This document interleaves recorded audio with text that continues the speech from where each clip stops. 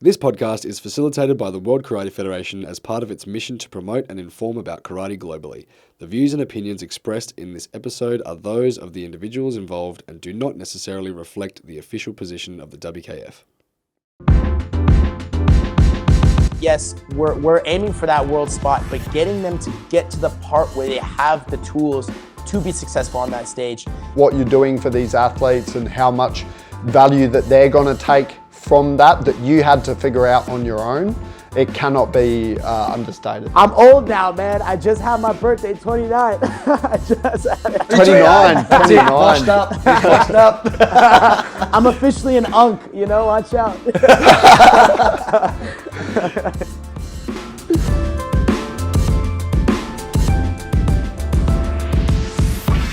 Yes, hello, this is the World Karate Cast. My name is Mitchell Durham, and here as always with Nathan Blockley, presented to you by Kaizen Culture, the official podcast of the WKF, the World Karate Cast, and as they say in Vietnam, Xin Chao Kak Ban.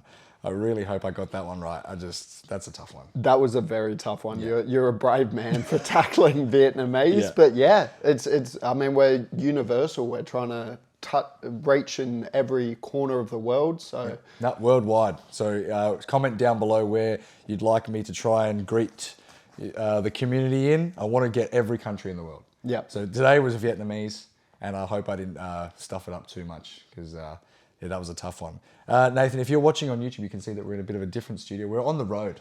we are loving this setup though. Yeah. These chairs are so comfy. But yeah, we're on the road. We're in Melbourne, Australia at the moment. And yeah, we're still doing the World Karate Cast. We have to. Yeah, we That's have it. to. Yeah, We've got to get the content out there. But we're about to head to the Series A in Malaysia. That's what we're doing, a bit of a hop, skip, and a jump around the country before we go to the Malaysia Series A, which we are super pumped for. super Yeah, pumped. very I mean, excited for it. top 32 are allowed in the Series A in Malaysia, so it's going to be an incredible competition with some awesome finals. Yeah. And there are superstars traveling for it. I mean, I don't know, the Vesich brothers are coming, and there's plenty more as well.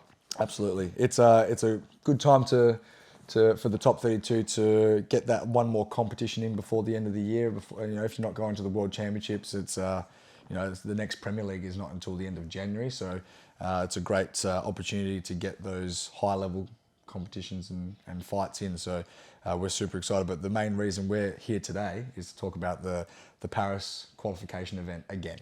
Yes, and it's the news around it is coming out. We now have 24 athletes of the 32 decided, and we've still got 8 up for grabs, and that's where the qualification event comes in. So yes, super keen to just go through the structure again. I know last time we touched on it. This is going to be a bit more in depth. There is no events that will have 144 athletes. Yeah. So- Last time we were doing the maths on it, Yep. and we were like, "What's the maximum?" Was It could have been 144 athletes, but it's not going to be that. I think the most we've got is maybe like 47 at the time of recording. Registration closes very soon. So we've only got divisions with 8 pools or 12 pools. So we can really focus in on what those are going to look like so you can follow the tournament at home. Absolutely. And just a quick refresher for those people that missed the episode episode 2, where we went through the structure. The current 24 athletes who are selected, who have got their spot for the World Championships, are as follows. So you've got the World Champion, who's got that first spot, which is only rightly so. Then you've got 8 from the Karate World Championship standings, so the top 8 ranked. And then there's 14 of the Continental Championships, gold, silver, and bronze. The National Federation host has also got a spot there. So that makes up the 24, which means there's 8 left over. Now 6 spots are allocated for the qualification event.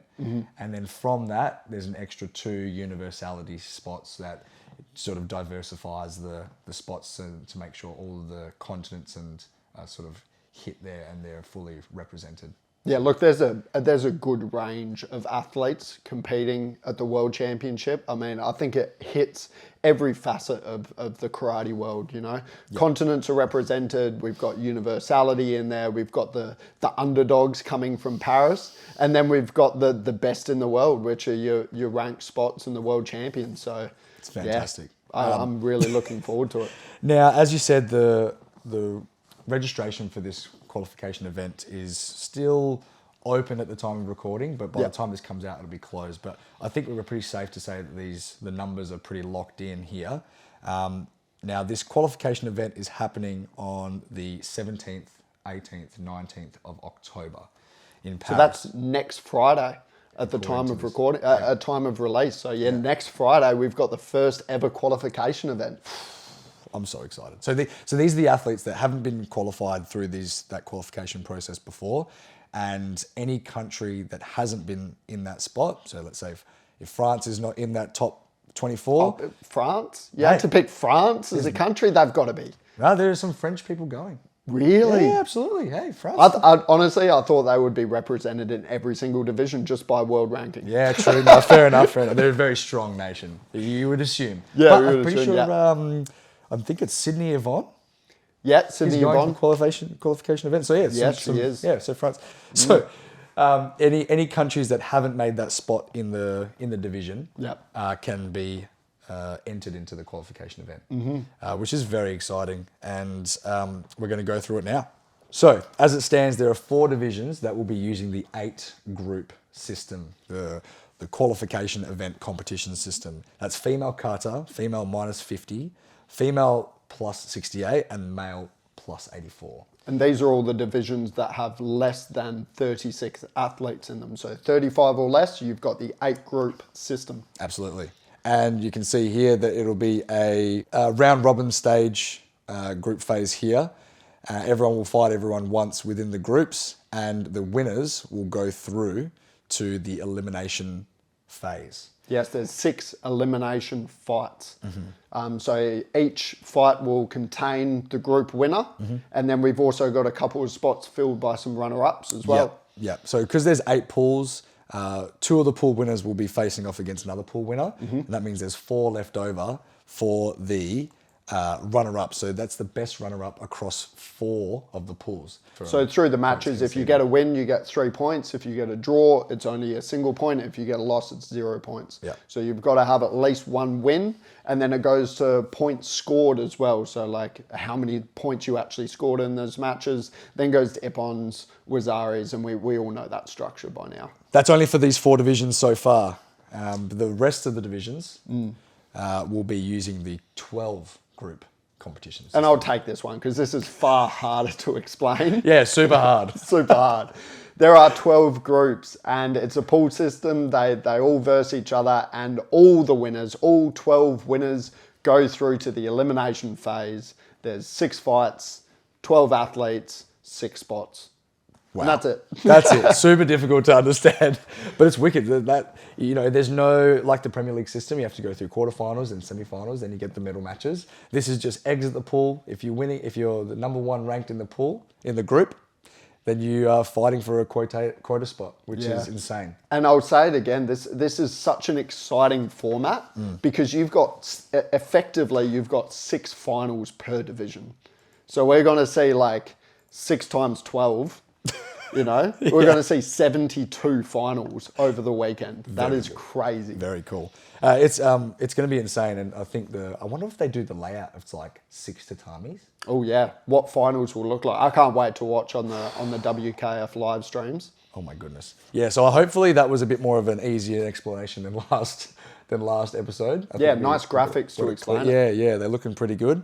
But yeah, comment down below what you're feeling for the qualification event, and we'll see you in Paris. But we've got a very special guest on today's episode. I'm excited for this, yeah. I'm hyped up. I'm pretty sure everyone in the karate community knows who Cameron Madani is, and let's get him straight on to the podcast right now. Okay, we are welcoming into the podcast today Cameron Madani, current USA national team coach, former male kumite minus 84 kilograms representative, highly decorated athlete here, 11-time national champion, Pan American silver and bronze medalist, Pan Am Games gold medalist, World Games bronze medalist, Series A bronze, Cadet World Championship bronze, and more importantly, the FISU World University Championship gold against me, which is awesome. Hey, this is good. We're finally getting the chance to sit down and hash it out. Welcome, Cam. Listen, the intervention is live, No, it's all love, man. Nah, it's I all love. appreciate it. It's we're super time. stoked to have you onto the podcast today, and we've been meaning to sit down and have a chat about about everything that's involved in karate. So thanks for coming on today. How's things, man? Yes. Well, first and foremost, what a setting, right? This is a podcast that was very necessary. Obviously, where you guys are sitting is it's a perfect setting for it all. And here to talk about everything karate related. The community is getting even closer, even though it's such a worldwide community, right? And it's through events like this. And while I'm trying to gas you up, it's really easy to because things are going well, and this is the stuff we need. We need more of this. And I think you guys are perfect hosts for just what the people need. I honestly think we just give Cam a monologue for the next half hour because I just want to hear. I just want to listen. Thanks. That means a lot. That means a lot, and we appreciate the love. And you're also in that in that social media game as well, and you're stepping into that space, which is fantastic. I think you've really made your mark on the social media world, and the karate community. Karate community has really felt the love and the need for more engagement, and it's something that we really are inspired by. And it's how's that been? What's that been like for you to step into that world? It's not just about the karate side of things and competition and coaching, but it's also involving the social media side. Right. The one thing that stands out is how underrated our sport is.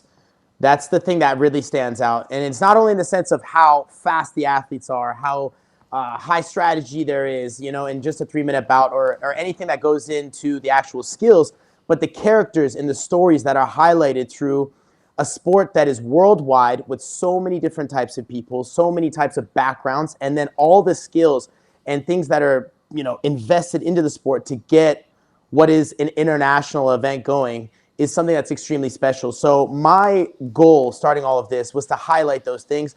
And let alone not only just highlight, because you guys are doing that as well, but also help those athletes. A lot of times it felt very lonely, and I'm not going to go off on a complete tangent, but it feels alone to have to fund your own events, go to your trainings and have to figure out how I'm going to get a new training partner in, or, even work with the coaching staff for countries like yourself, for myself. It was hard to have access to them because the country's so big or the structure of the sport is so specific, right? And now I think a lot of governing bodies working with the WKF are finding even better things. So the one piece that I could add to this massive puzzle of what our sport is adding coaching and what the different perspectives are and highlight the different stories and what athletes need to help them become the best that they can. I'd completely agree with you, Cam. It's an individual sport, isn't it? But it's starting to become more and more interconnected, the way athletes train together, the way they talk, and then adding coaching into that. I mean, your YouTube channel and the knowledge that you've imparted on the karate community so far, I feel like there's athletes all over the world benefiting from that knowledge. And there's no angst about, oh, well, you're not USA, so I don't want to help you. It's it's so interconnected, and I really admire what you're doing, and I think it's such a privilege to talk to you and somebody who's on that journey. Yeah, no, I thank you again, man. So the bottom line is a good punch is a good punch and a good kick is a good kick, right? It doesn't really matter who's doing it. It just matters that it happens. So why not facilitate the best things? And I want to highlight what's great. If there's someone that works so hard, pushes themselves so much, goes and does their fundraising, door-to-door knocking, or whatever challenges everybody has just to show up at an event, let alone be successful at that event. Come on, we got it. We got to show love. We have to highlight, get those things out there so more people can see them, A, and B, more people can do them, which brings up the level of our sport. Yeah, it's only going to facilitate more growth, just having more and more resources out there and the ability to work with each other. So I'm excited for what that involves with yourself and where you head to next. Now, we need to start off with this little game that we have here planned for you. You don't know about this. Hey, I'm a gamer. Yeah, but we got a little challenge for you, and I reckon this would be good. Off the top of the dome, you got to choose, allocate items to use for a certain amount of time. So you got 4 items here. Okay, you got to use them for 6 months, 12 months, 18 months, and 24 months. So you have to use that same thing for that amount of time. You cannot replace them. No, you can't replace it. So the 4 items, here they are. You got your karate gi, right. 1 karate gi only. You got a mouth guard. You got your protective equipment, and then you've got your undergarments. Okay. So where are you putting these things? You got your underwear, you got your protective equipment, your karate gear, and your mouth guard. You can only use them for 6, 12, 18, or 24 months. You can't double up. Okay, and I'm only allowed to choose one thing that I keep for that whole amount of time? Yeah, so like let's say, for example, I'm going to put in the mouth guard at 24 months, and then only until then I can change my mouth guard. Then I've got 18 months, 12 months, and 6 months to swap yeah. out. Yeah? You got this? I got you. Well, no. Time out. Okay, all right. So we got the gi, mouth guard, undergarments, and gear, correct? Protective equipment, so gloves, shin pads, full pads. So the longest one, 24 months, mouth guard, because I use, this is gross, but I used the same mouth guard for like 4 years in a row. Like, we've all been. I think everyone's in that same boat. I mean, you finally find the right one that fits the right way, and you're like, bro, I'm not losing this. This is staying with me. You know? I don't care how much disinfecting I have to do. It's staying in my bag. Yeah. All right, we're locking in mouth guard for 24 months. 24. Let's bring it back to 12. Oof. Okay, this is tough, but let me go down to the shortest one. Undergarments. Come on, we gotta cycle through those. Please. I ain't having no stains go through under my gi. We have to have fresh undergarments. What happens if and you then rip I think. them? You know, you have to replace them. Well, like, if you kept it for 18 months and it rips in the first month. Last time I've ripped undergarments. No, I would go with the the shortest amount of time. Okay. The shortest amount of time. So I went for the longest amount of time, then the shortest amount of time. Now we're gonna work our way back up. Ooh, so I mean, I'm not a fiend when it comes to using my pads. I was always a little sensitive, if you will, to where if I saw them start, making some like the coloring was wearing, I would stop using them and I would just take it, like the skin would tear before the foot pads would tear. So I'll use them for the 12 months. Yep. And then the gi, I don't know, you got to look fresh. Come on now. The gi will be at 6 months. No, the gi's 18 months. 18 months. So you got a year and a half to use one gi. Oh, okay. Yes. Yeah. So the pads take priority over a gi. Pads will take the priority over. I respect it. I'm using the same gi from 2015, so we're good. I don't know if I'd change anything. That's that pretty good. I can't argue with that logic. No, very good. All right, so let's get into the nuts and bolts of this episode, Cam. You're going to be coaching at the Paris qualification event. It's very exciting. You got quite a few athletes going. You got 6. Yes. Currently? We have 6 athletes going to Paris, but we also have a lot already qualified. I mean, knock on wood, thankfully, I'm very grateful for how many athletes are already qualified, both through ranking and continental to Cairo. Amazing. Yeah, right. Do you have them on top of your head? Which ones are qualified? So, I mean, we're looking at both kata, right? Sakura and Ariel both qualified already. Tom at -75. Evangelos at -67, Trinity in -55, and then Skylar in -68. Wow. So we have 6 already going for sure. Oh my goodness. Let me just scan real quick if I'm not missing anybody. But we have our 60. Because that's 6, and then you've got 6 in Paris, so you might be able to fill all 12 divisions. Hey, You're putting my goals into reality here. That's the first step. Very cool. But what about like the lineup of events coming up? Like you already called it, but like it's a big hitting 3 between Malaysia being a Series 8 that's going to be absolute high level crazy, and then you're talking about Paris qualifiers, and then cap it off, icing to the full cake is Cairo, right? It's a pretty crazy lineup. It's been a massive year, and what a way to end it, isn't it? Yeah, with the pool system at Worlds as well, we've got a brand new World Championships and brand new Paris Qualification Tournament. So yeah, it's going to be a hell of an end to this year. How do you see the new pool system? Obviously you've competed in it a couple of times, and now you're coaching quite regularly in that. Like, just quickly get your thoughts on the new group stages and how that plays out. Right. Well, at first I was taken back, right, to see that a World Championship structure is going to be a qualification-based thing, for the last 2 years. But quickly you realize that it is now, we're putting the highest level at the highest level, right? And it's going to take the most to get the most. And I'm not trying to sound redundant, but it's straightforward in what the actual intentions of the event are. So you look at now the qualification tournament, and I love it for one specific reason. It gives access to a Premier League or now World Championship structure to athletes that haven't been in the PL system, right, or the PL circuit. A lot of times I think it feels a little daunting to try and crap, I got to get my ranking up high enough to actually get access to it. And, you have a lot of juniors that might have their points rank up and they go to that first one or second one and it doesn't go out, the best way. And they're immediately kicked out of that top 32, right? And so it's ever changing it's really difficult to get into that top 32. So now having the qualification event run like this, everything's on the line and it's going to give you that full on taste of what it's going to be like in Cairo. And now the thing that I'm going to be looking out for, and not even as a coach, but as a fan, is what athletes are successful in Paris. And because they had that grind phase, that grit, determination, everything going on there, to actually transfer over to their success in Cairo. If you want to call them underdogs or you want to call them people that had the hardest route or whatever it might be, you have athletes that are like mine with Eddie, who was one spot away from making it to Cairo. And how hungry he is to go into this event being like, man, I need to make my mark. I need to set the tone. I need to dominate because I was one spot away from qualifying directly to Cairo. And how many other athletes are in that same boat?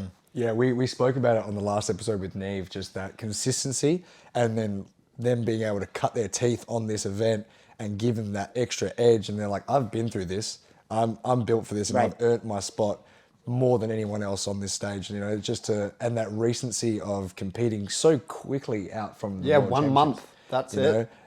Whoever gets that quota spot is going to be ready to go. Yeah, and we're very excited for Eddie. We did the tatami replays with Eddie at one of the Premier League tournaments, and such a nice bloke. And I'm really keen to see him at Paris. I think he's definitely got the skill set and the tools to dominate this division, and that's going to do wonders for his confidence going into World Championships. Because I think he's a real chance at getting out of the pool at World Championships, let alone Paris. Yeah, he's had an amazing rise, and he's only young. He's a young boy, isn't he? Yeah, it's 21. That is crazy. Yeah, and for such a big bloke, the things that he can do with his legs, he's incredible with those legs. I remember, I think it was Cairo or Rabat. He versed Matteo Fiore. No, not Matteo, the Albanese, yeah. And got like a anticipation hook kick in the plus 84. God, it was incredible. He did it in China as well. A big kick, yeah. Very cool. Right, right. Having someone that can perform highlights like that is special, right? And obviously, he trains so hard, like a lot of other athletes do. But you have your highlight moments, you have your highlight athletes, and then you have the athletes that are highlight and able to perform highlights. I feel like I'm just talking in circles today. No, I love that. It's someone, him along with a lot of our other athletes right now are growing, and that's something as a coach I'm really gonna hone in on is like, yes, we're aiming for that world spot, but getting them to get to the part where they have the tools to be successful on that stage is step one, right? Obviously, everybody wants to be on that stage, and I think sometimes we miss the steps because I'm trying to get to that last step. So when something's going wrong, you're immediately like, dude, this whole thing is going against me right now. When in reality, there's a lot of steps. So someone like him, and you have a whole array of amazing athletes from different countries who are able to do those same things. But a plus 84 guy that's able to hit a zero distance, chest to chest hook kick that's going around the moon and back, we love to see it. It must be an amazing feeling to be able to coach these athletes as well, like the teachability and the skills that they can just, all right, you show them once and then it's like, all right, they can execute. And then you just slowly introduce more and more tactics, and it just must be a dream to coach these athletes. Wow. I mean, Mitch, you're just gassing yourself up at this point, bro. Gassing you up, Gassing me? Gassing you? What are you talking about? I'm saying you're the athlete that's able to perform in every single one. Thanks. I appreciate it. Maybe No, it's good. Maybe got to get over there and do a couple of training camps with you. I've seen what that looks like on the social media, so I've got to get over to Denver, I reckon. Denver would be an amazing place just to be as well. The hills. I've always wanted to go to Denver. Absolutely. No, 100%. Should we get into the rest of the US athletes? So we've touched on Eddie, but you've got 5 others competing in Paris. We've got Cirrus Lingle no, you haven't gone through these. We've got Sofia Maldonado, Did I say that right? Maldonado? Pretty close. Molinaro, yes. Oh, that was not close, Cam. That was not close at all. Don't lie to me. Mitch, you can read the rest. Oh, do you want me to take it? I'll take You it. take it. Sabrina Ramic. Oh, this is a tough one. Janko Dorta. How was that? No, you got it. All right. Brian Janko Dorta. No, it's good. Brian Booker. Yep. And, obviously Edward Sagilian. Yes, I'll give you the nod of approval. Yeah. Sagilian? Yeah. Yeah, no, you said it right. I mean, with the American accent, that's how it's exactly how it sounds. Yeah, nice. Yeah, this is some great athletes here. A couple of them, I know, was Sirius a part of that World Cup team in 2024?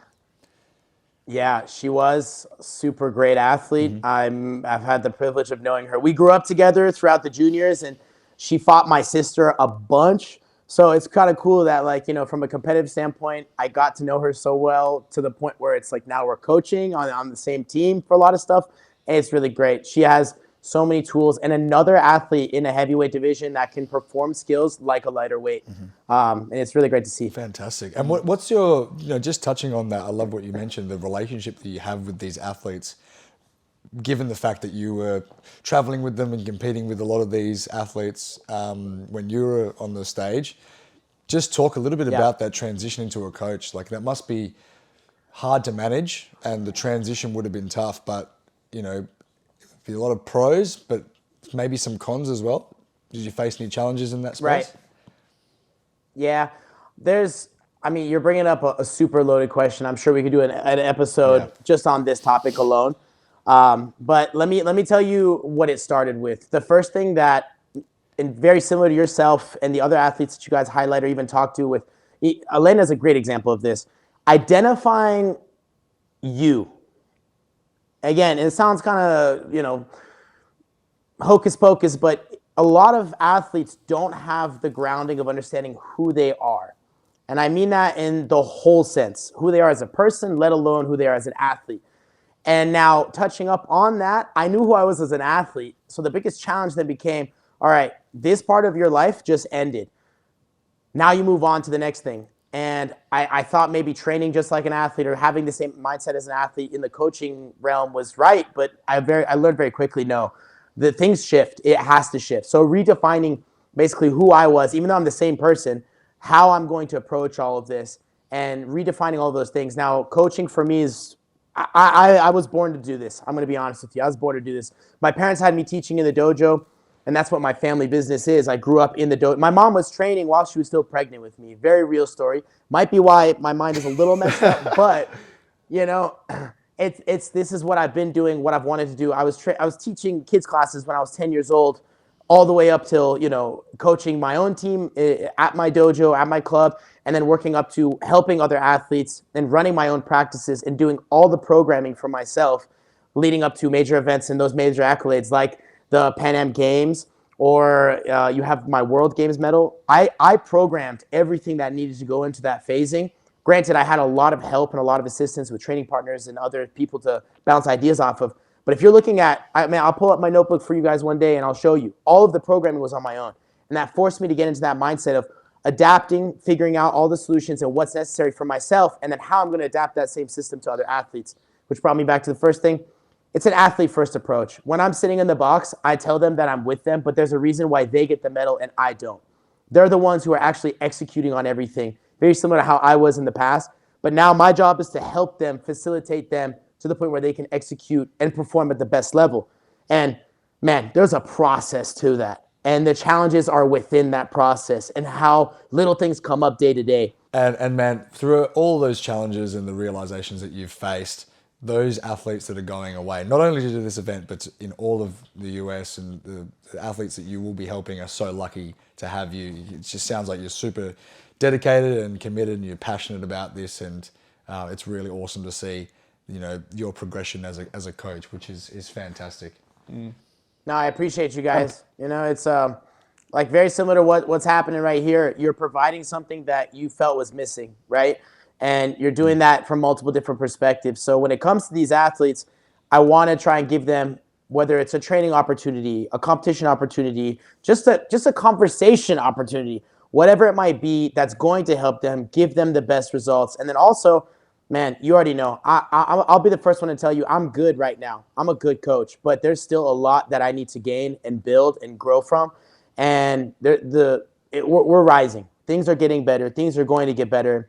I'm just trying to help them, but it also pushes me to continue to focus on that growth mindset and just focus on getting better. And well done to USA Karate as well for recognizing your potential as a coach. And like 28 years young, that's a young national coach to be. Yeah, I'm old but now, man. I just had my birthday, 29. I just, 29. That's it. Washed up. He's washed up. I'm officially an unk, watch out. No, it's so nice to see that USA, and we see quite a few countries around the world starting to adopt younger coaches as national coaches that have this sort of potential, and it's clear that you're one of them. But we do want to bring it back to the Paris qualification. Most definitely. Because that is the main content as well as you as a coach. But we want to go over some notable athletes that we've sort of highlighted across the divisions. We've sort of had a look at the qualified athletes, and we've picked sort of one highlight athlete for each division, and we'd like to know your thoughts if you know them as athletes, and what do you think about them and their potential at this event. Sure. Do you want to start it off, Mitch? Yeah, I haven't gone for every single division, but We've covered quite a few. We've covered quite a few, yeah. So first off the rank is Sydney Yvonne from France, minus 61 kilograms. So Yep. now she's ranked 31. She's a youth league gold medalist last year, and she just got the bronze medal at the Paris Premier League in 2025. As a young kid, on the rise, what have you seen her compete? You would have seen her on the Premier League circuit. Like, Right. What's your thoughts there? Nah, listen, Sydney is she's a strong fighter. And I don't mean strong in a physical sense. Of course she is, but she's just a strong all-around fighter. If you are like trying to create a my character, her stats would be high in almost all the categories, right? She's someone that can find ways to win in doubtful ones or secure big-time wins. So she's someone that we're going to enjoy the performance out of, and you can feel that it's going to be a strong one. So anybody that's on the opposition needs to show up because she has the tools. You know much about the kata space? You a kata boy, Cam? Two-time national team member, all right? Yeah, I watched a YouTube video of Cam doing kata back in like 2017 or 18. So good. Listen, I'm happy I gave you a few laughs with that video too. Yeah, he's a Shotokan boy. Oh yeah. Oh, that's Yeah, it. Shotokan That's boy. it. Now I don't play in favorites, but Shotokan is the best style. Listen, Yeah. I'm just gonna shrug. I'm just gonna, that's it. But yeah, young boy from Slovakia, Roman Hrka. He's ranked number 8. He's had the Series A 2 years ago, a bronze medal, and he's just been present and pushing, and you've just seen his strong performances. I'm not sure if you've taken notice, but I think he's a really strong young gun that can really make some pushes for not only the Paris qualification event, but potentially Worlds, and then even the Premier League system next year. Like, I think he's a wicked young gun in the male kata space. For sure. I mean, just to speak on kata for a brief moment, I think there's tiers to it all, right? Like you've ascended to a tier, and then now you're competing at that level, and then you ascend to another tier, and you kind of compete at that level, and trying to get within the tier of the top 5 in male or female kata is wow. It is difficult in its own right, let alone that top 1 or 2 spot. We have someone in Ariel who's trying to push, a grand winner, someone that's so successful out of that spot, right? Now, you look at Roman, and he's someone who's ascended to that next tier, and he's amongst the athletes that are prevailing and showing out what their true skills are, and his body's developing in the katas that he's performing in a really good way. So I'm looking for a strong overall performance, and I'm intrigued to see if he can hit that next level as well, going into then if he qualifies for the World Championships. A big one as well for me now, the next one is Florian Haas from Germany, minus 60 kilograms. I actually thought he'd qualified. Yeah, I couldn't believe it when I saw his name. I was like, the results that he's been getting on the stage for the last few years, and I think his recent one in Cairo, the Premier League, he got the bronze medal. I just sort of assumed a lot of these athletes that are going to this event, like even Eddie, I just assumed that they were already got their spot because they were in the rankings. But just some big names here, especially Florian. He's been competing for a while now, Yep. But yeah, ranked 33. And 2 Premier League medals. Yeah. That's an astonishing achievement. And then likewise, we've got Georgios Baliotis. Baliotis, Baliotis, yeah. yes. Yep. From Greece, another one who you'd sort of assume would already have had his spot, but no, he'll be there in the Take 67 division, ranked 12. Well, yeah, you must have seen this guy compete a few times now. Yeah. Another amazing young gun on the rise, hey? Yeah, I mean, you have it's like two separate categories that are both intriguing, right? So Florian being the athlete who's very precise. He's someone who likes managing distance. I'm not gonna get too karate nerdy with you guys, but it's like he's like a precision scalpel. Like he likes finding his exact moments. He's precision, find the moment, score, and that's what makes him such a weapon.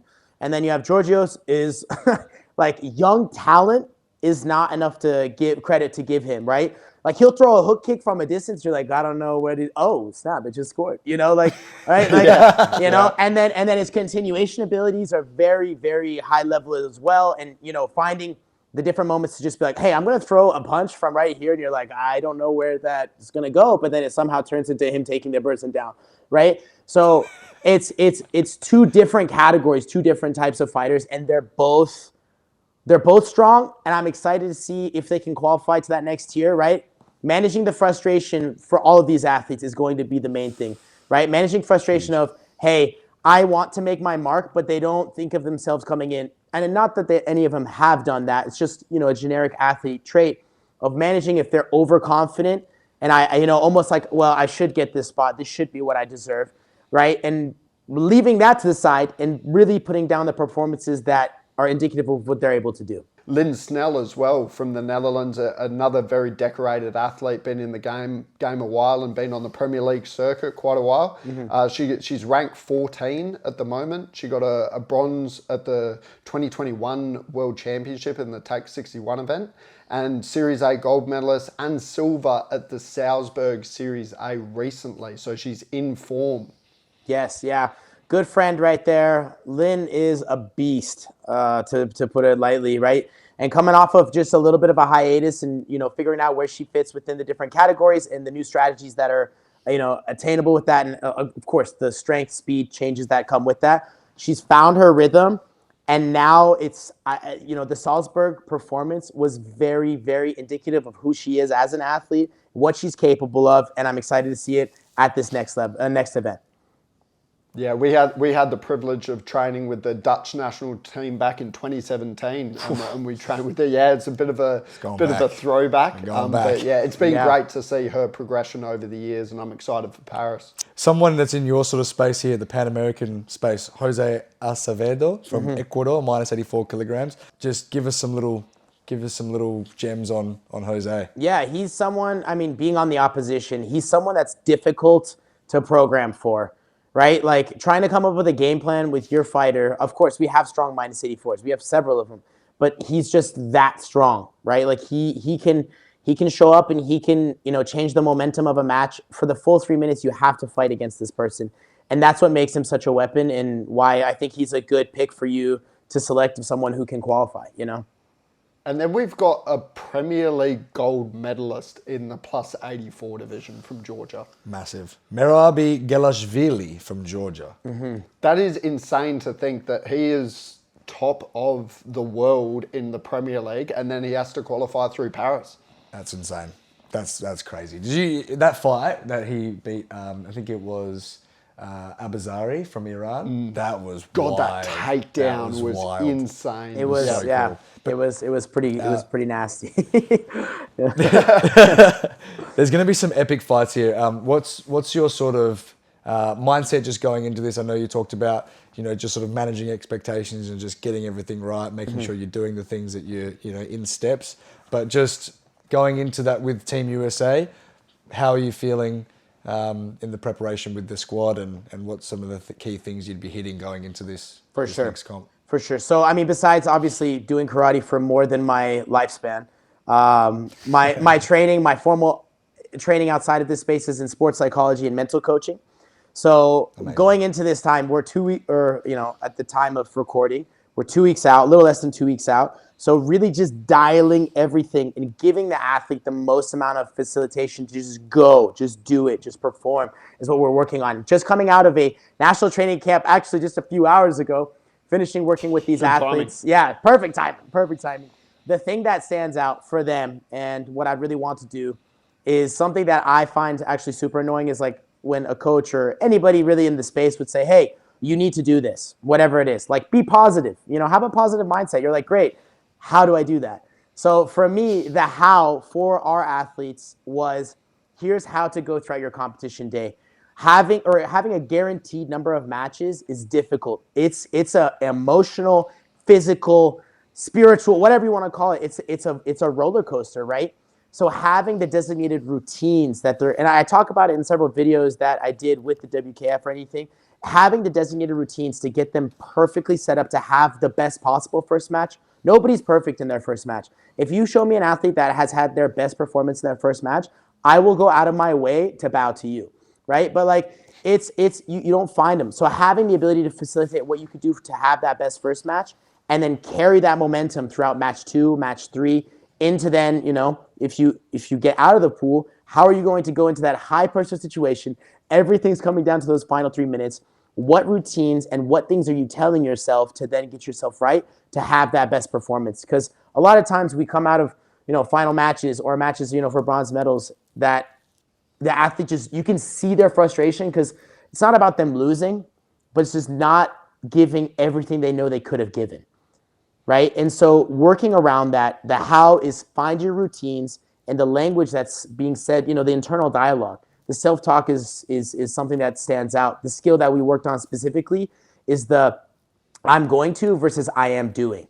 So I'm going to be successful or qualify for Paris is forcing the athletes to keep qualifying for Paris in front of them, not actually making it like something that they can achieve in the now. So changing that dialogue to either it's a tactical or a goal-based form of thought to make it now. I am qualifying now. I am doing the things right now. I'm executing the things. The speed I have is exactly what is needed to be successful in those moments. And having that as the mental skill to keep them focused throughout the whole competition day. Huge. I know you're pretty deep in like USA coaching and whatnot, but would you like consider a relocation to Australia? Maybe do some coaching over here? Because I would love that. Listen, We're going to set up a training camp. Yes, We're going to set up a training camp. The Coach Cam fam is worldwide, okay? Good. And I swear to God, our beaches are way better. Yeah, our beaches. So We've got some come good over, beaches for you to come to. Just keep the spiders away. We're good to go. I haven't seen a spider in a long time. Yeah, it's over talk. Yeah. No, but in all seriousness, Cam, your coaching philosophy is second to none. Like that was the explanation there and what you're doing for these athletes and how much value that they're going to take from that you had to figure out on your own. It cannot be understated. So Absolutely. Thanks you so much, bro. This has been an amazing chat. But before we sign off, we got to get something. It's been super focused on karate, and like you said, you've been doing karate when you were in the womb. So we need to talk about some stuff outside of karate. Give us a little bit of a insight to Cam outside of the Cam fam. Who is Coach Cam, man? Yeah, who is Coach Cam? Like just something that you're keen on, or what gives you some sort of passion in life outside of karate. You're that's it's kind of hard to say when things are so busy, right? So the 3 kind of tiers that I fall into because, that's my life. I run a dojo. It's not, a dojo that's only made to make athletes. It's just people that practice karate. And so then my adventures begin with that community in addition to the high performance community. Outside of karate, man, I'm just a chill guy, I'll start there. I'm just a chill guy. I'm here for the vibes. I love a lot of things, but I'll tell you, I'm really bad at a lot of other things. I'll be the first one to tell you, I'm a horrible cook. I'm a horrible chef.